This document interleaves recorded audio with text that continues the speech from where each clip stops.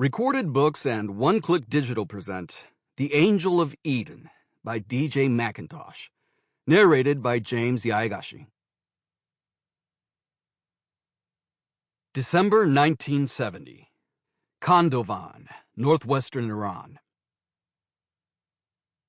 Yeva fed and watered the sheep and herded the brown hens into their coops for the night. When only soft rustling and clucks could be heard, she breathed deeply and closed the latch. Sweat slipped down her back and gathered in the curve at her tailbone. Damp spots showed on her dress underneath her arms and around her waist. She fumbled with the dusty serape wrapped around the infant in an effort to conceal the mark near his jaw. The baby's rosy cheeks puffed as he let out a breath. She touched his forehead lightly and he smiled in his sleep. "He is a good boy, no matter what they say." To the east, the cloudless sky grew dark on the horizon. A pale sphere of moon hung like an ancient coin suspended between heaven and earth.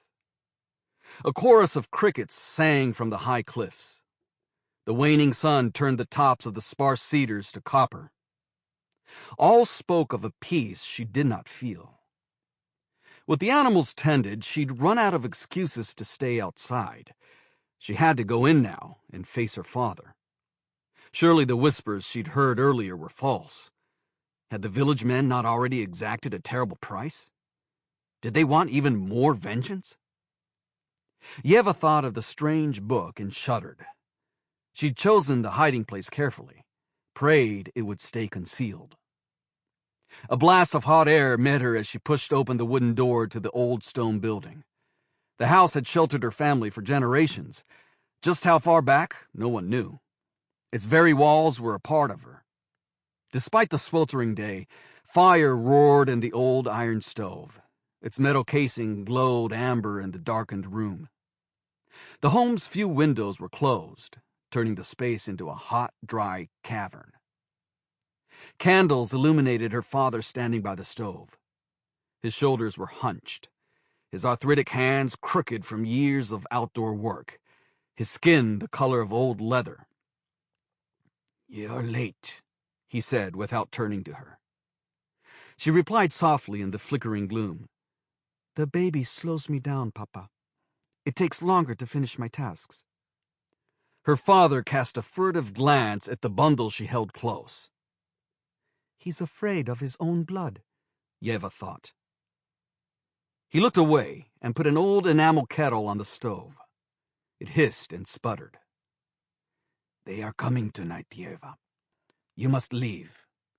You should have gone already." "I can't part with you, Papa." He shook his head sadly and brushed his hand over his brow. "You will go tonight, Yeva. They killed that man in front of my eyes. Do you need any more proof?" He picked up a small cloth bag from the table and held it out. He did not take a step toward her and still refused to meet her gaze. "Your brother is waiting with the horse behind the house. Alaz is impatient to leave. And your sister packed a few things. Food, enough for several days. She will take the mountain trail and meet with you as agreed. There is money in here to last you a while. It isn't much, but it will have to do. My cousin will receive you both in Tabriz. You remember how to reach his house." She nodded and took the bag. The child stirred in his slumber as if he felt her apprehension. She whispered, "My life is here, Papa. How can I leave it behind?" "Only think of the pain in an old man's heart if he is forced to watch his family die." She wanted to embrace him, but a slight shake of his head stopped her. He does not want to touch his grandson, she realized. When he spoke next, his voice was stronger. "Give me the book.